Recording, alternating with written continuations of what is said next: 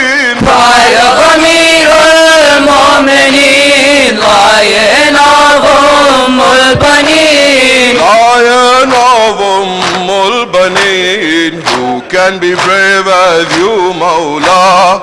Who can be brave as you, Mawla? Who can your loyalty surpass? Who can be brave as you, Mawla?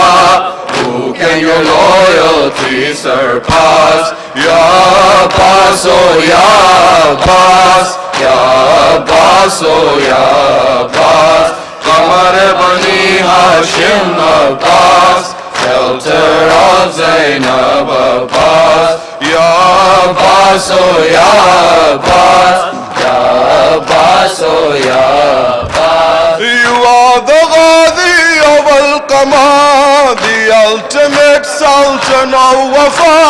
You are the Ghazi of Al-Qamar, the ultimate Sultan of Wafa. You are the Ghazi of Al-Qamar, the ultimate Sultan of Wafa. You are the Ghazi of Al-Qamar, the ultimate Sultan of Wafa. The ultimate Sultan of Wafa. You are the Qamar Bani Hashim. You are the Qamar Bani Hashim. Who can match your strength and class? You are the Qamar Bani Hashim.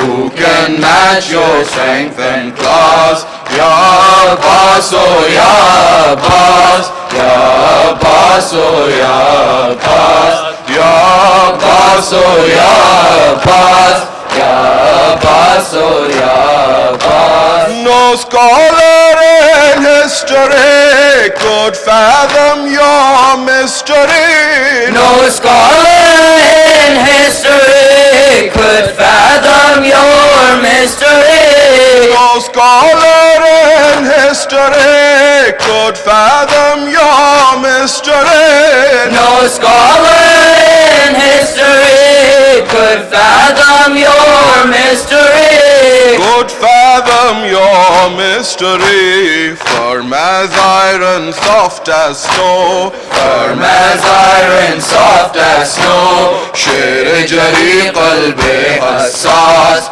Firm as iron, soft as snow. शेर जरी क़ल्बे हसास. या अब्बास ओ या अब्बास, या अब्बास ओ या अब्बास, कमर बनी Hashim Abbas, Shelter of Zainab Abbas. One Abbas Karbala versus all of Ashqiya.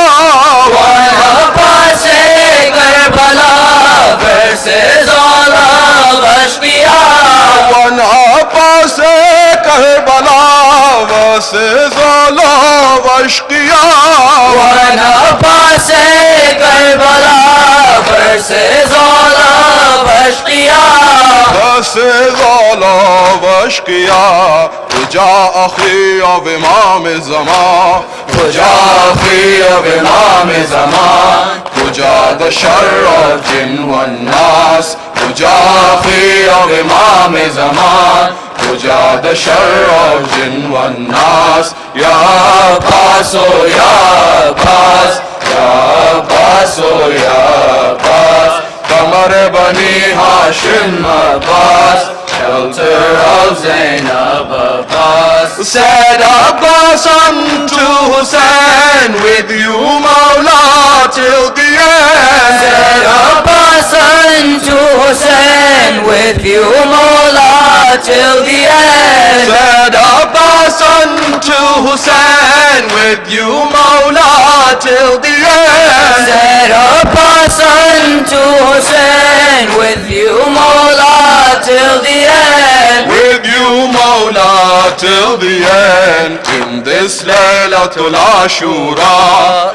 in this Laylatul Ashura, Aka your haq is clear as glass. In this Laylatul Ashura, Aka your haq is clear as glass. Ya Abbas, oh Ya Abbas, Ya Abbas, oh Ya Abbas, Qamar Bani Hashim Abbas, Shelter of Zainab Abbas. Sham Ghariba in Karbala, helpless orphans ashkiya. शान गरीबान Karbala helpless orphans ashkiya. Sham ghariban Karbala, helpless orphans ashkiya. शान गरीबान Karbala helpless orphans ashkiya. Helpless orphans ashkiya. Where are you, Ammu Ghazi? Where are you, Ammu Ghazi? Cry Sakina hai pyas. Where are you, Ammu Ghazi? Cry Sakina hai pyas. Ya Abbas, oh Ya Abbas, Ya Abbas, oh Ya Abbas. Qamar Bani Hashim Abbas, shelter of Zainab Abbas.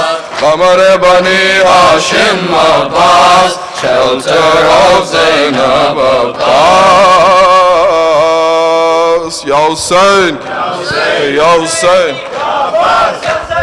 Ya Abbas, Ya Abbas, Ya Abbas, Ya Abbas, Ya Abbas, Ya Abbas, Ya Abbas, Ya Abbas, Ya Abbas, Ya Abbas, Ya Abbas, Ya Abbas. Allahumma salli ala Muhammad wa ali Muhammad.